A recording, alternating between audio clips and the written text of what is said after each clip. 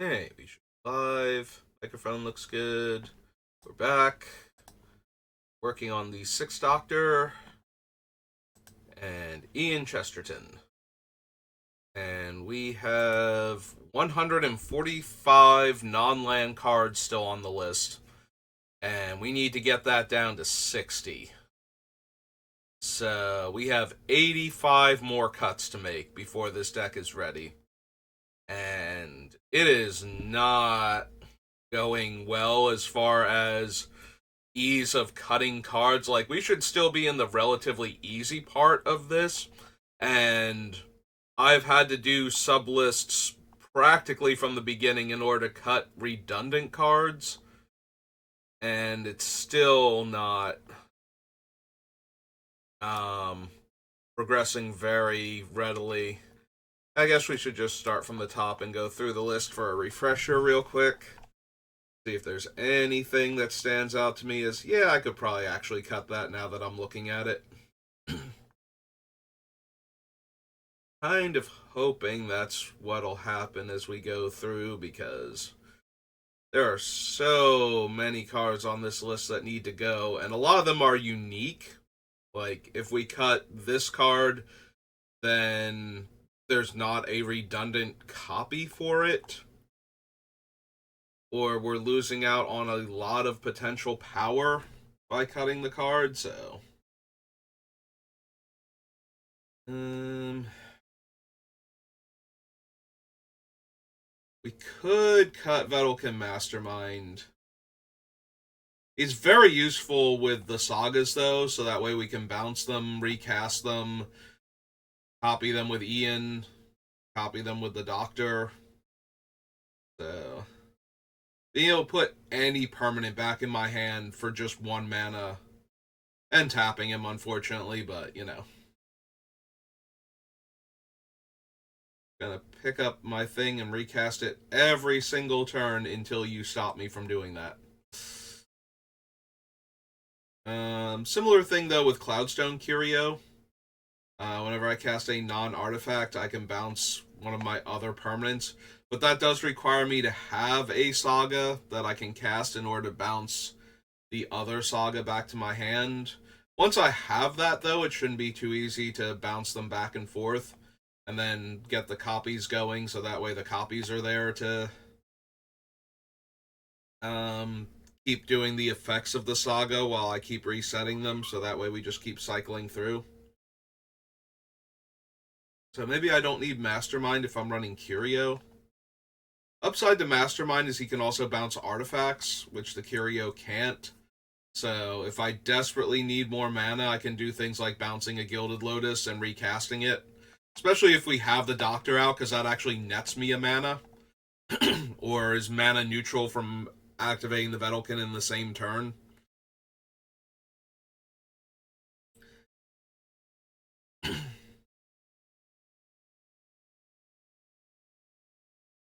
um, Might still be correct to cut the Mastermind, though. Bit lower impact than the Curio. Also, technically, we could copy the Curio if we had nothing better going on, so that way targeted removal on it doesn't become too big a deal. Not as good as, almost any of the other artifacts or other historic cards in our deck for that matter that we could copy, but it's not nothing if that's the only thing we've got going on, so. I do like Hour of Reckoning, but it might not make the cut. I have to get closer to the end to see what the deck actually looks like to know if we want Dovescape or not. Because Dovescape, once it's in play, will counter a large portion of our spells. But if we've already set up, Dovescape will also counter a large portion of the things that disrupt us. And if we happen to have Mother of Machines in play, then that's basically everything covered now. Like, nothing is going to get through and break up our combo. It has to be a creature with a non comes into play ability that messes with our board state at that point. So, that's asking an awful lot. Also, now that I think about it, so if I'm casting a historic spell, Dovescape will attempt to counter it, but if it's the first one I've cast during the turn, the Doctor will also trigger and copy it, so we would still get the copy and the birds. If we stack the triggers correctly. Actually, do we even need to stack the triggers correctly? The Doctor doesn't target, so countering the spell off of the stack won't stop him from making a copy of it, I don't think. We can still stack it so that the Doctor resolves first, since they're both trigger off the same event, but...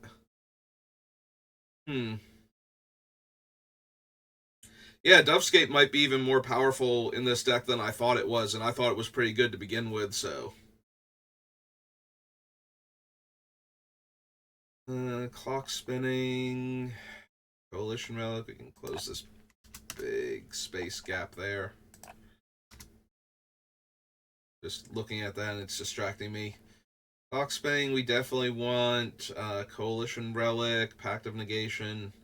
I mean, there's a world where we don't need clock spinning, but it really helps in the same way that the biology teacher, or not biology, history teacher with the read ahead on the sagas helps, because not all of the sagas are on the best chapter to start with.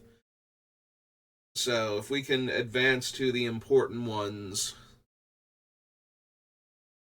like the biggest saga in the deck is definitely Three Blind Mice. So getting to chapter 2 on that is way more important. Like chapter 1 is just a 1/1. Chapter 2 is where the card gets completely out of hand. So the more often we can trigger the second and third chapters on Three Blind Mice, the better we are doing, because that is basically the focal point of this deck, is making token copies of historic cards. So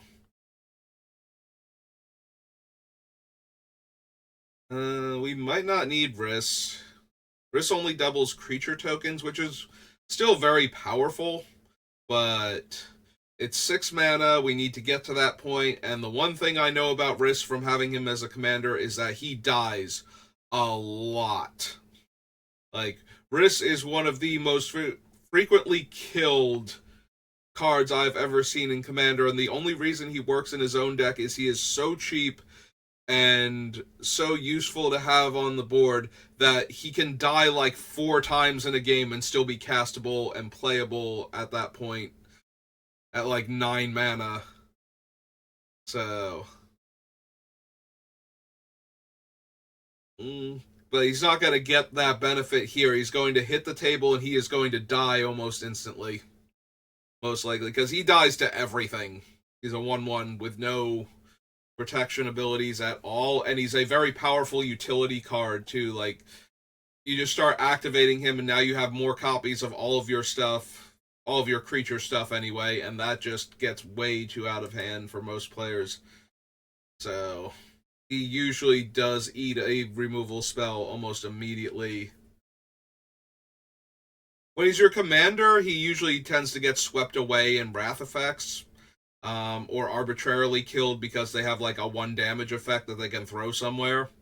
When he's not your commander and you have a lot of tokens, though, he kind of becomes a lightning rod, because then they will have dealt with him and they don't have to worry about him anymore. Whereas if he's the commander, it's like, I'm going to kill him because I can't sweep the board right now, and having, the 10 1/1s that you have suddenly become 20 or more is way too much, so... yeah, I can see cutting Riss, despite the fact that he works very well with the deck. The biggest thing about cutting Riss is one of the best things we can do is make copies of the Doctor himself. So that way he just kind of overwhelms the opponents by casting a spell every turn. Like, one singular spell with multiple Doctors out is that spell that many times, which should be enough to kill most opponents if we've gotten to that point. But on the other hand, we have a bunch of other ways to make copies of him, so...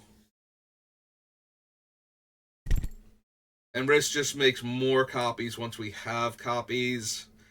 But he's also making more copies of everything else we have lying around that's a creature.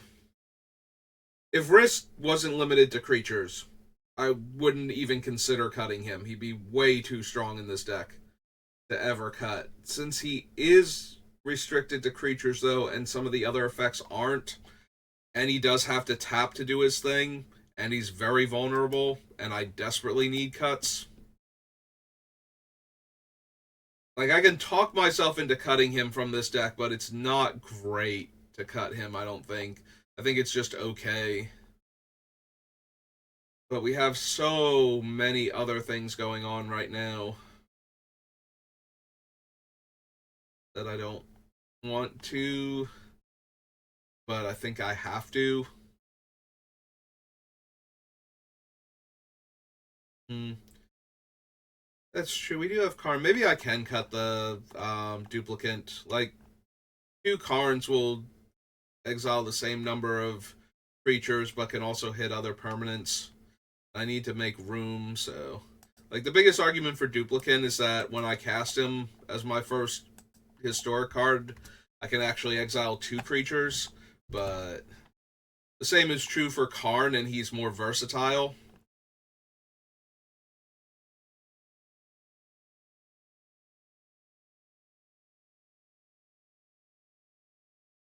And it's only 1 more mana, whereas, like, if Karn were, like, 9 mana or something, I could see keeping the duplicate, but...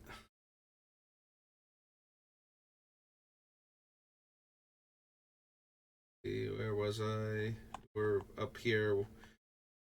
Worldwake, Rise, Scars. There we go. There's Karn. Alright, Cyclonic Rift, Stolen Identity.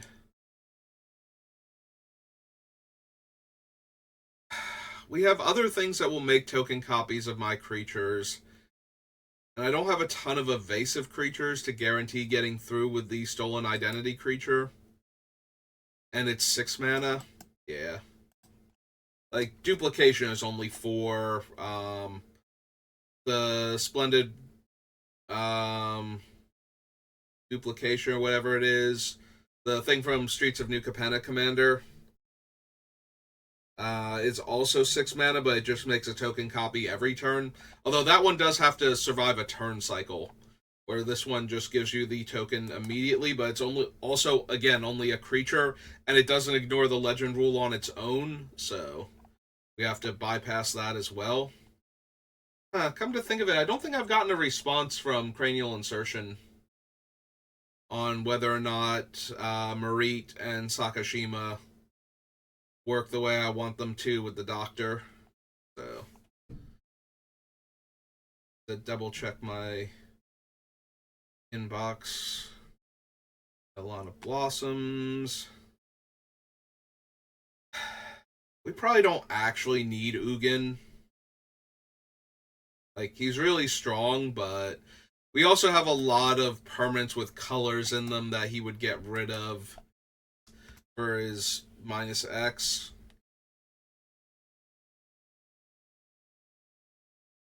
And I kind of need to make room. Like, Karn makes a lot more sense in this deck than Ugin does. Ugin's just raw power. It's kind of the same thing for Ulamog, so we might wind up cutting him, but just the fact that his cast trigger kills 2 things, and we do have ways to copy the cast trigger in this deck also, since we're copying the trigger from the Doctor with some of it too, so having the ability to copy Ulamog's cast trigger and exile 4 things instead. History of Benalia is kind of on the chopping block. Most of the cards in my deck are historic, so it's kind of hard to cut Joyra's Familiar. Like, most of the cards in my deck lose a mana off of their casting cost while this thing is out, and it is itself a historic card that I can copy, so it might still get cut just because it's only 1 mana off. We can probably cut Shalai because we also have Sigarda, the Aftermath Sigarda, so like, yeah, it's cool that I can put 1/1 counters on my guys, but I'm really more concerned about protecting the enchantments from targeted removal. So,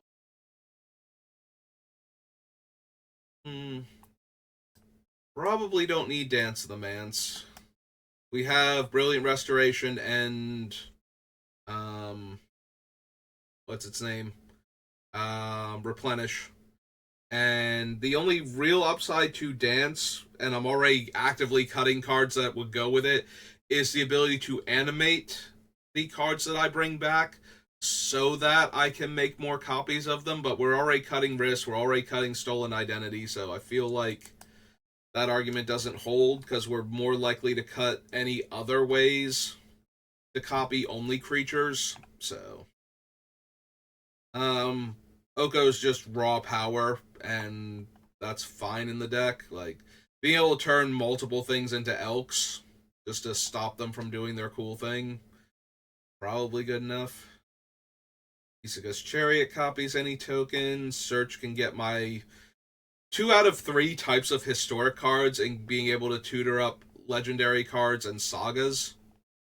I can also use it, like I have the blue-green Snowland on the list, since it's also fetchable, and since enemy color dual lands are not as prevalent, so it can also tutor a land in some cases. Keeping Vorinclex. It's possible, but unlikely that we don't need cards like Vorinclex because the sagas will advance on their own. It is a little bit slow, though. I do like the option to fast forward them when I need to.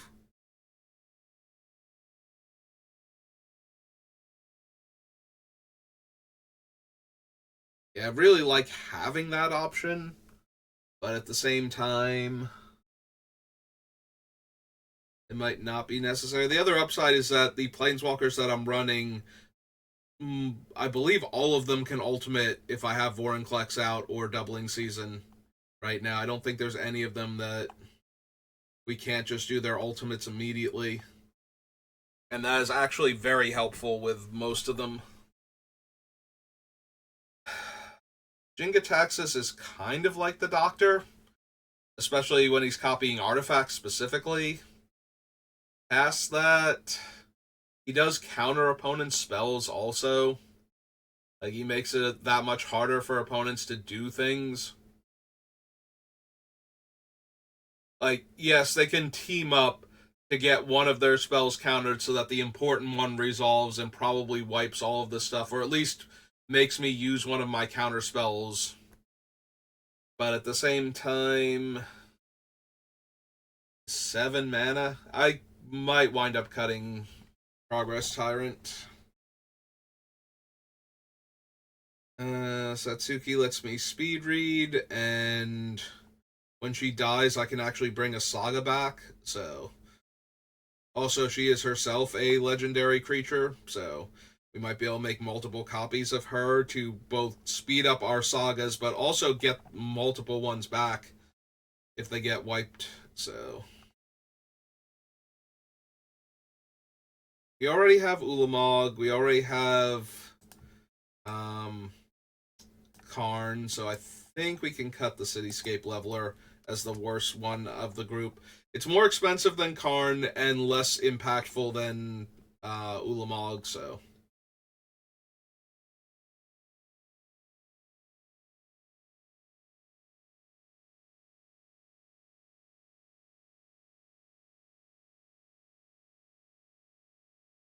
Hmm.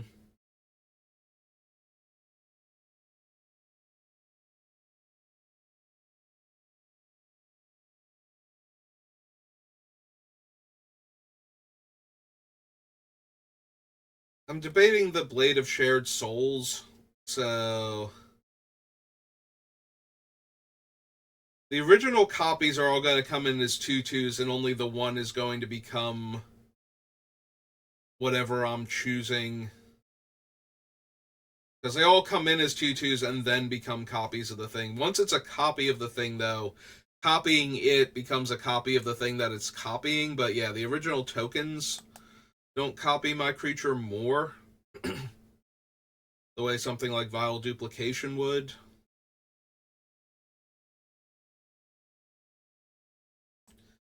Yeah, we probably don't need the blade then. The other upside to the blade is that it is itself an artifact, and therefore we could make a token copy of it when it comes in.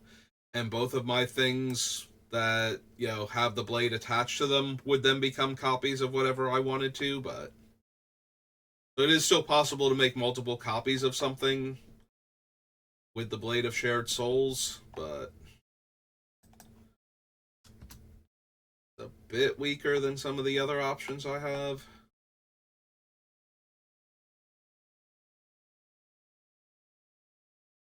Icar Moon is fine. We might still wind up cutting it because it's not the best, but just being able to add more counters from casting my non-creature spells, in addition to being able to proliferate with my planeswalkers, if I have any, instead of using their regular abilities. And maybe even time walking too, like any of them that come in with more like 6 or more loyalty become time walks if Icar Moon Gauntlet is out. And Karn does. Forget, like, we cut Ugin. I forget if any of the other ones come in with 6 or more on my list. Nissa helps ramp. Sigarda protects my things. And if I have the second copy of her, the non-legendary copy, they will protect each other. Gandalf is basically a stronger Wrath Capuchin without flying. That doesn't give my sagas flash. But it does give my other two historic permanent types flash, and getting to double up on their triggers for anything. I don't think I have a ton of triggers. I think a lot of mine are more cast triggers than ETBs, but I do have a few of them. Samwise, for example. Yeah, we'll have to see exactly how many artifacts and legendaries I have, like how many things are triggering comes into play abilities off of those two card types. You want to keep Yenna. Yenna does have to tap, which is a little bit rough in this deck because I'm not running Boots or Greaves, but just being able to make a token copy of an enchantment, which is the main thing I want to be able to do, I think is too strong to not run her. Starfield of Nyx is staying. Sanctum of Calm Waters. Actually, we have Replenish and the Starfield. Maybe I don't need Brilliant Restoration either at 7 mana.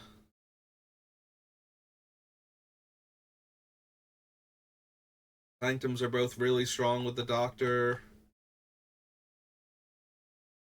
Force of Negation, Force of Vigor. We might be able to cut like some number of the Artifact and Enchantment Destruction. I think we have a little bit too much. Keeping Sithis right now as one of the few still triggers off of me casting enchantments to draw cards.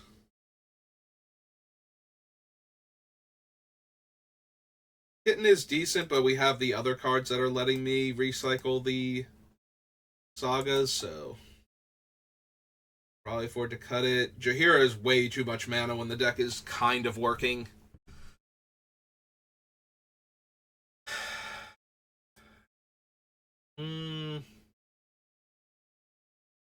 I'm eventually going to cut Martyr's Bond. I just know I am, but it does so much work. And if we ever copy it, because we have so many token creatures, that losing one of our tokens, if we had multiple Martyr's Bonds in play, is just going to kill all of our opponent's creatures. And if we have it out, we also destroy enchantments very readily just from our own sagas naturally concluding. So Extravagant Replication, that's the new Capenna one.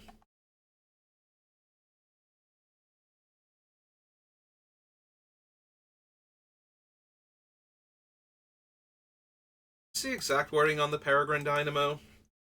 I don't know if it can copy Ulamog's cast trigger. Copy target activated trigger ability you control from Okay, another legendary source, so he can actually copy Ulamog's cast trigger then. That's what I wanted to see, because if it just said another legend, another legendary creature, or another legend you control, then it wouldn't work because Ulamog's a legendary spell. He's not a legend until he's in play, type of thing. But because it says a legendary source, yeah, it would have to say a legendary source or a legendary card, because then Ulamog on the stack still counts. One of those weird magic, well, not weird, but it's one of those magic wordings that comes about because um they're not their thing when they're not in play, basically. Like, Ulamog is not a legendary Eldrazi anywhere else. He's a legendary Eldrazi card, so that way he doesn't count for certain things that look for a legendary Eldrazi when he's not in play. You know, so that's why they're worded like that. So it has also, by specifying card, it makes it easier for things that want to get things from the graveyard or from your deck or something with that particular um what's the word I'm looking for? Attribute. So yeah, it's worded that way because of how they want the rules of Magic to work. So that way it doesn't confuse things that are in play and not in play, basically, under certain circumstances. So it has to be worded like that. But because of that, I need to make sure that the Peregrine Dynamo was worded correctly so it could copy things like Ulamog's cast trigger.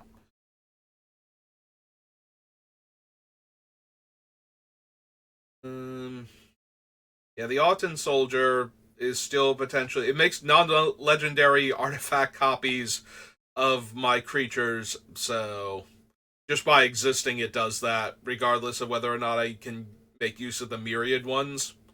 So that's already helping. It might still get cut because it's a 6 drop, but the important thing right now is it's a non legendary copy of my other creature, and I can make token copies of it. Like, if I cast this while I have the Doctor out, I can make a non legendary token copy of the Doctor in order to set up the really cool things I want to. So basically a backup duplication at that point. Crisis is way too good in this deck. We can probably cut Parry. Like, giving my first historic spell per turn Convoke is useful with all the tokens I'm making, but not essential. Um,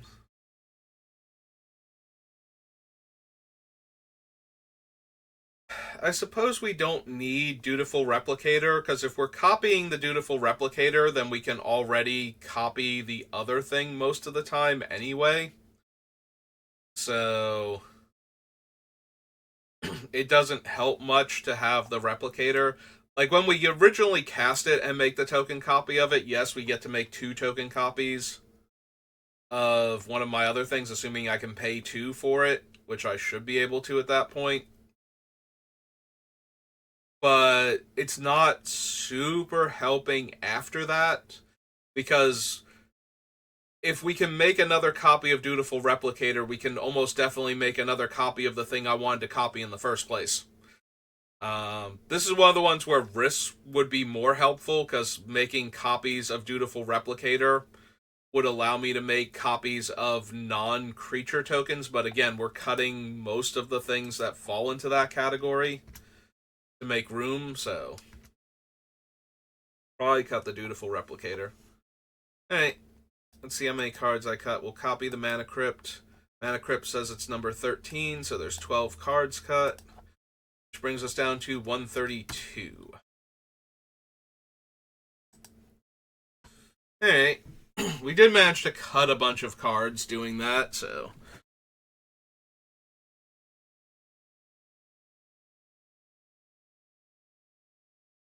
still need More than half the deck still has to go, so.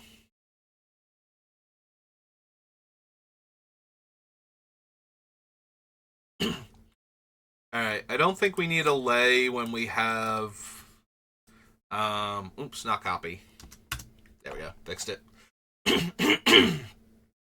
We have Heliod's Intervention, Aura Shards, and Force of Vigor currently on the list. In fact, we can probably cut the Force of Vigor too, I think.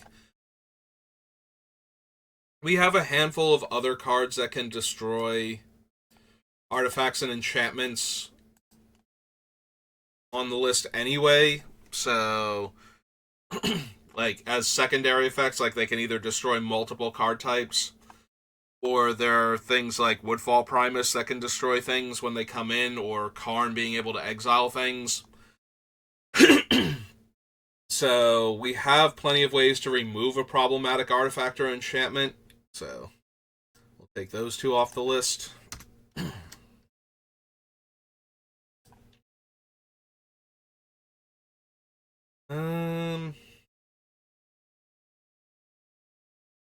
Carpet of Flowers, Warm Power Stone, Replenish, Thran Dynamo.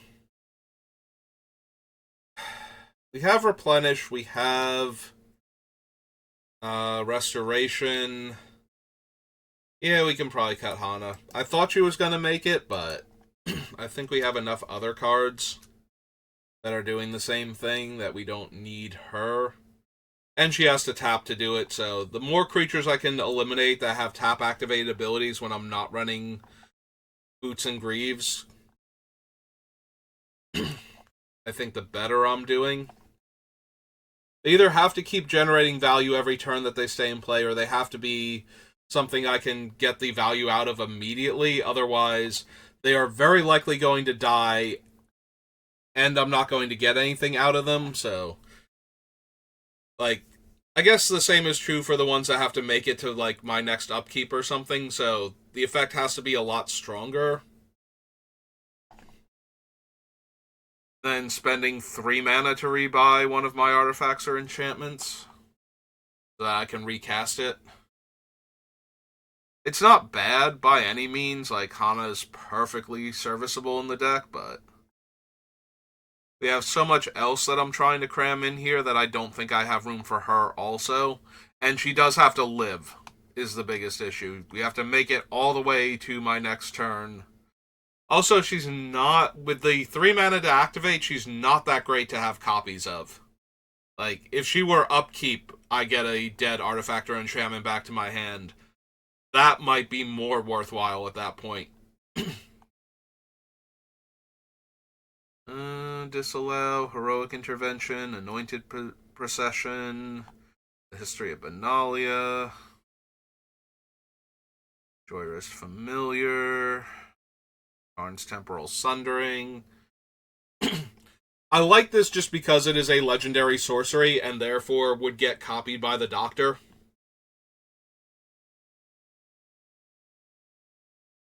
Like, there's a very real chance if I could get multiple copies of the Doctor in play that I could just, time stretch Karn's Temporal Sundering and bounce other things that might be relevant for recasting on future turns. Like, I'm probably more likely to bounce one of my own things for value, than I am to bounce an opponent's thing to set them back, although, having both options is fine.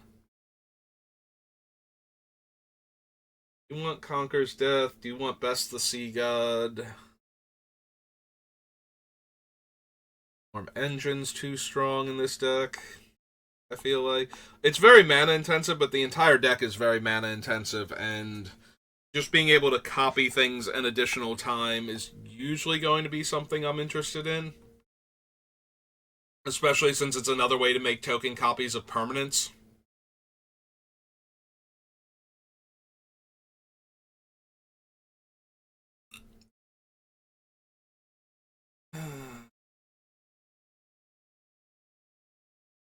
Yeah, I think we can cut Progress Tyrant.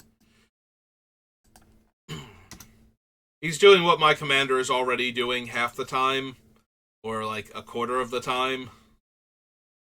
And then, like, it does help that he would copy an instant or a sorcery sometimes, but most of the instants and sorcery I'm using are big bomby things or counter spells. So I don't really need copies of those as much. Like, I don't need to copy my Wrath unless one of my copies is going to get countered and the other one isn't. So,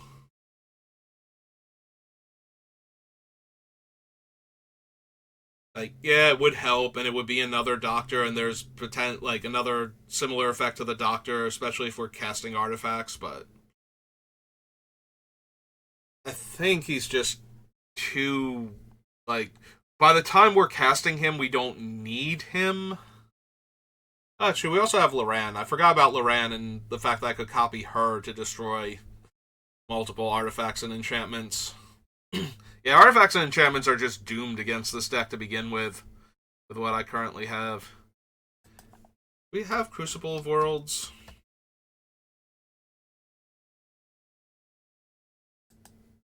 Okay, we do. So if I want to cut Conduit of Worlds, I can.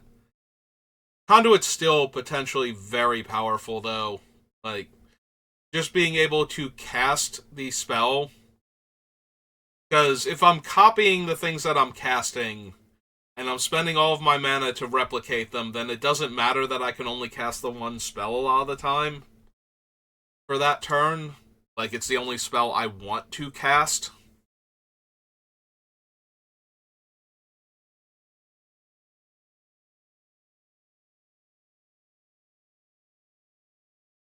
Might still be cuttable, though, just because I don't need it, and I have so much else going on in the deck. It does help having a backup Crucible of Worlds, though, just so that way I can play the fetch lands to make sure I constantly hit land drops.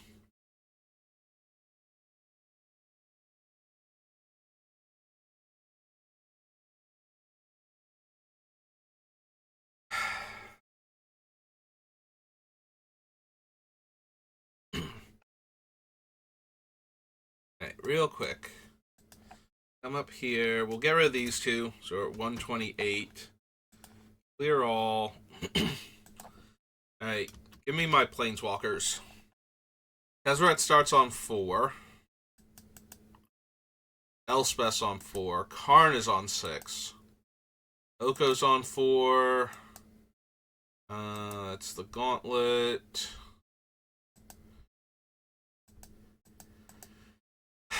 Alright, I think I can cut the Ichor Moon Gauntlet. Only Karn would actually allow me to time walk the turn that I play the Gauntlet.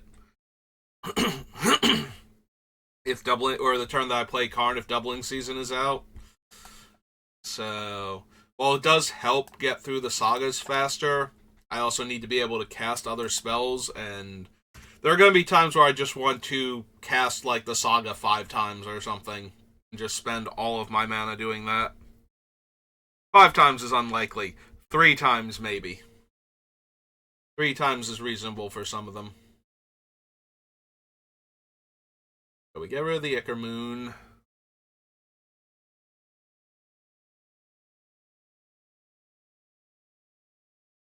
I'm kind of curious what all of my actual comes into play ability triggers are that Gandalf can copy. So we get rid of the Ichor Moon.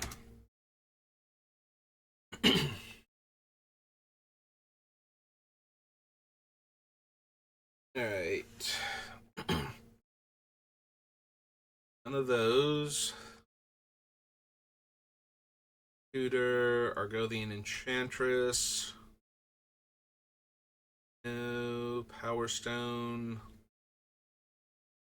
Monolith, Replenish, Thran Dynamo.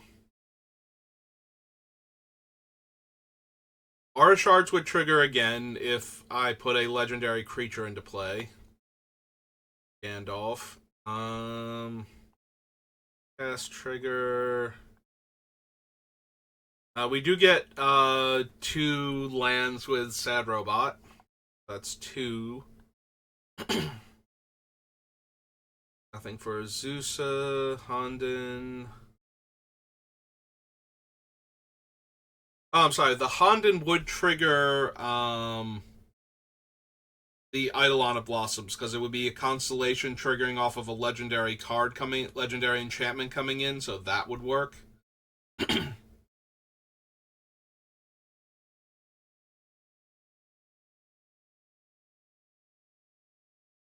Technically, Cloudstone Curio would let me bounce two of my artifacts or legendary creatures. Those are the two things. Or technically, my enchantments if I played a legendary enchantment.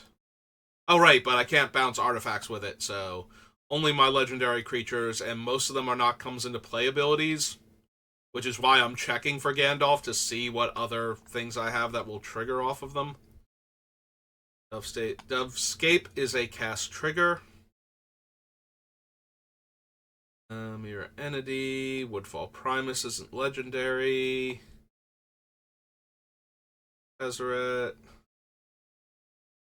Oracle. Amulet of Vigor works with my artifacts that come into play tapped, causes the amulet to trigger, which would cause it to copy itself. So that's kind of interesting with Gandalf. Because at that point, Worn Power Stone actually makes even more mana.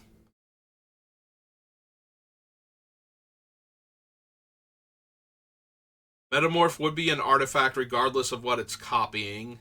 So it copying a comes into play trigger would, like a creature with a comes into play trigger, would let me copy it again. Eidolon. Ulamog is a cast trigger and an attack trigger. Disallow, Heroic Intervention, Anointed Procession, Joyous Familiar, no. Wrath Capuchin, no.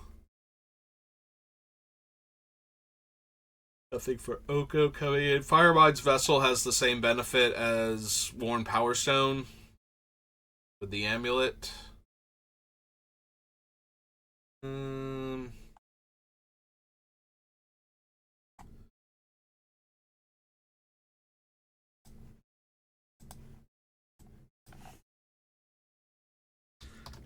think Skyclave Relic works. Yeah, enters the battlefield if it was kicked, so it is a triggered ability of the Skyclave Relic, so we would get two more tap Skyclave Relic tokens. Isuka's Chariot would make 4 cats. Nothing from Vorinclex. I believe Gandalf also counts when they leave the battlefield, so we would get 2 cards back with Satsuki. Loran would trigger twice. Conduit's not a trigger. Norn's not a trigger. Mondrak's not. Comes into play trigger. Nisa would only trigger off of legendary lands coming in. Oh no, when I cast an artifact. Wait, hang on, it's cast or die?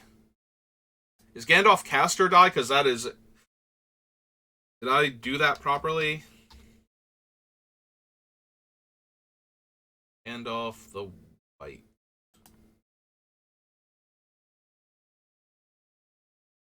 Yeah, ETB, okay.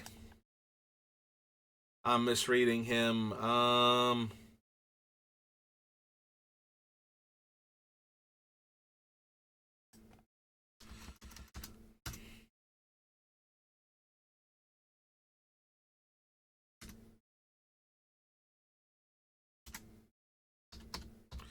I don't know why I had him written out as a cast trigger. That's not what he is at all.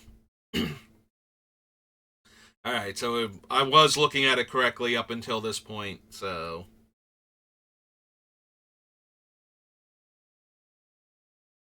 So yeah, Nisa wouldn't work unless I play a legendary land while he's out. Ureth, no.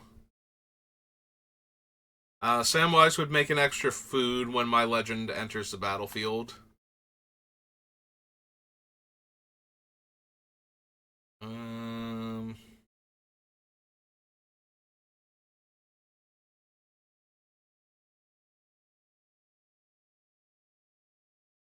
Yenna doesn't have anything. Strionic Resonator, no. Sanctums are legendary enchantments.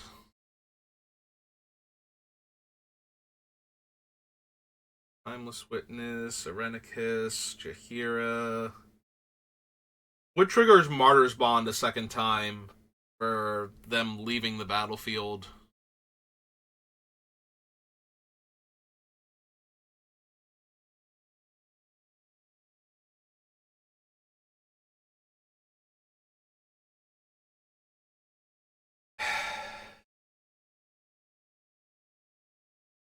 Yeah, I don't see enough actual things. Like, there's a handful of them that are useful, but I don't think we actually need Gandalf. Like, he's more useful for giving these things flash so I can cast them on the opponent's turn. He is more useful for giving them flash, actually, so I can cast them on an opponent's turn and trigger the Sixth Doctor to make copies of the thing. That is actually where most of his power in this deck is coming from. Not from the fact that I'm getting the triggers in addition to that is helpful. But yeah, I'm running Gandalf so I don't have to run Vedalken Orrery. Because Gandalf himself has flash, so if I'm holding up mana anyway, I can flash in Gandalf. Probably make another copy of Gandalf with the Sixth Doctor. And then from there have the ability to flash spells out on opponents' turns to, like copy my artifacts or legendary creatures an extra time.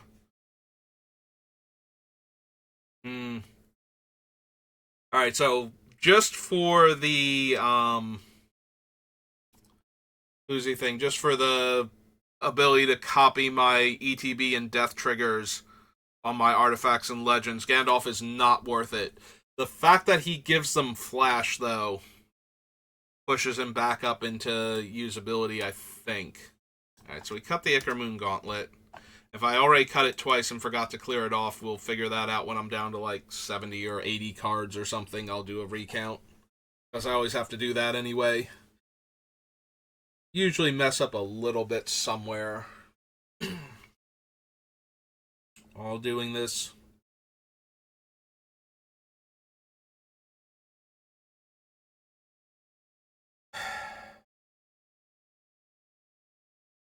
The deck is super mana hungry, and I can do a lot of very explosive starts with cards like Grim Monolith and Mana Vault. I am wondering, though, if I shouldn't cut them anyway, because I have so much to do with my mana that untapping them is unrealistic, so they are only worth the initial burst of mana a lot of the time, and I might just be better off with cards that cost like 1 or 2 mana more that are making 2 mana on their own every turn without further mana investment.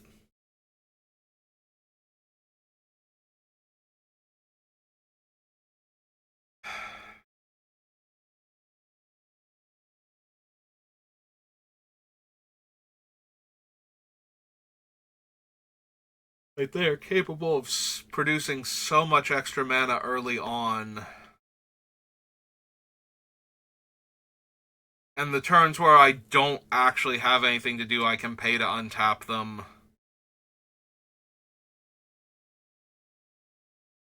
But the deck is so mana hungry that I might not actually have the turns to untap them after that. So the question is did I get enough from the initial casting to get to this point where I'm spending all of my mana every turn to do other things than untap them? Like, was that worth it?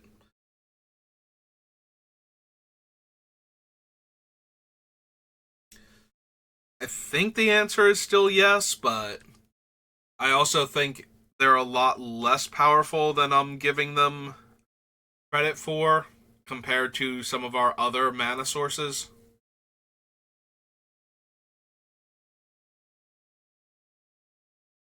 Like, the explosive burst of mana early on is so powerful, especially like that's why we have Jeweled Lotus on the list. Like, if I could ever stick the Sixth Doctor in like the first couple turns of the game and not have him die, and we start running out our powerful mana rocks and whatnot after that, Like, if we just Mana Vault and Jeweled Lotus into the Doctor and still have artifact mana sources in our hand, we are going to actually have the amount of mana where we can cast Ian and then we just top deck any Saga and we're good to go. Like, we'll make so many copies of it that will have at least done the cool thing, if nothing else.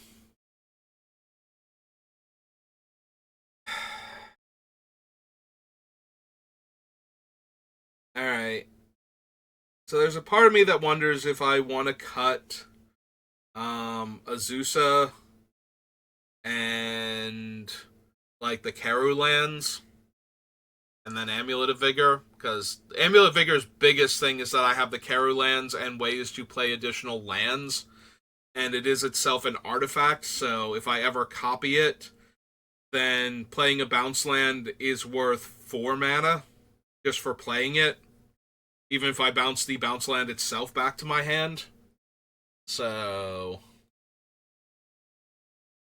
and if I have multiple additional land drops, yeah, multiple land drops, multiple amulets, and then we wind up with Amulet Titan situations where we just have huge amounts of mana, which is something that the deck desperately wants, because it has so much to do with its mana on most turns. But the problem is if I don't cut some of them, then I don't have room for the other ones.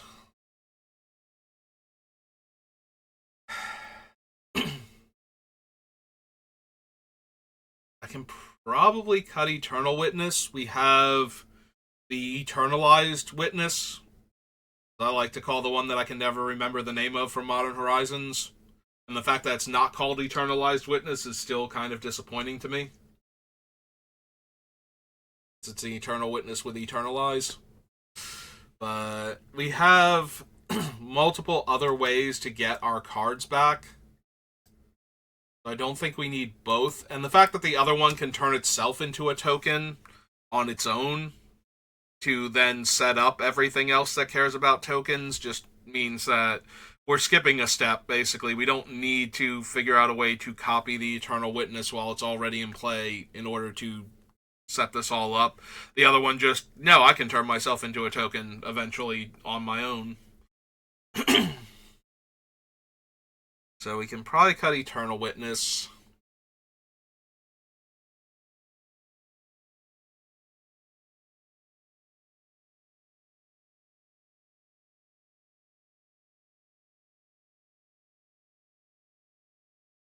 Just out of curiosity, how many comes into play triggers do I have? Like, we were already having trouble finding things with, for Gandalf. How many things do I have that actually care about things coming into play in order to trigger in the first place, as opposed to, like, cast triggers?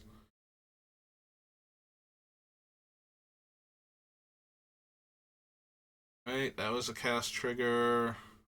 Because I'm actually wondering, like, we have Elish Norn on the list, because she can copy my things in addition to shutting off my opponents, but maybe I only care about her for the shutting opponents' things off. And if that's true, I might be able to cut some of the comes into play triggers instead. And we can cut like a bunch of them and do what I like to do, where we just run Torpor Orb. Because if you can run Torpor Orb in limited, sorry, other favorite format. If you can run Torpor Orb in Commander, I absolutely recommend you run Torpor Orb in Commander. Like, if you do not have the comes into play triggers, stop your opponents from having the comes into play triggers, because so many decks rely on good comes into play triggers to get value out of their cards. If you can just shut them off without hurting yourself, I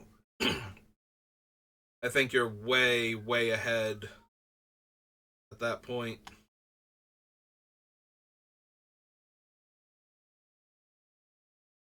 Coalition Relic, Pact of Negation, Mirror Entity. So we have Woodfall Primus, we have Sad Robot so far.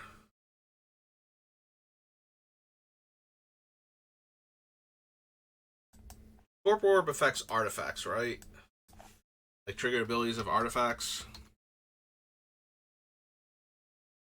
No, it's only creatures, so Amulet Vigor still works for my non-creature permanents entering the battlefield tapped. It'll still trigger. Um, Phyrexian Metamorph. Eidolon of Blossoms.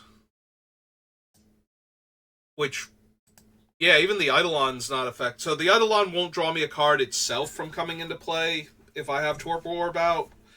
But my non-creature enchantments, which is basically all of them, except for the Eidolon, will still work. Ulamog's a cast trigger. Benalia. Failure, Sundering, Wrath Capuchin. I also have to make sure none of these are giving my creatures comes into play abilities or triggering off of my creatures coming into play.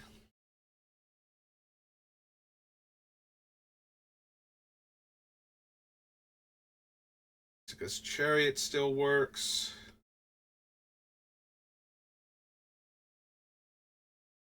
Restoration, Farewell. Death Trigger. It would shut off Loran, which is kind of disappointing.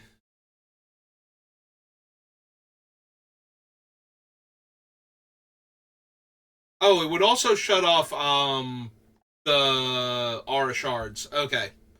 Yeah, I don't think I can afford to run Torpor Orb because it shuts off Aura Shards, and I missed that while going through the list. Like, Loran is a little bit disappointing, but shutting off Aura Shards would actually be way too detrimental. I think Aura Shards is one of the best anti-artifact and enchantment cards in Commander. And I don't want to give up on that just to add in Torpor Orb. I think I'm actually hurting the deck at that point rather than helping it, so.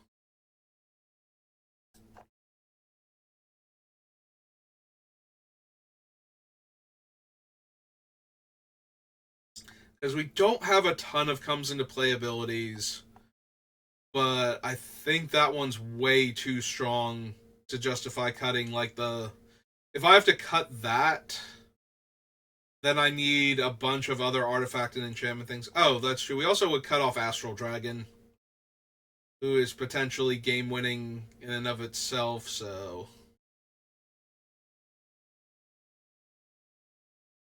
Yeah, okay. I don't think I can make the argument to cut all of those things and bring in Torpor Orb anymore. Hmm.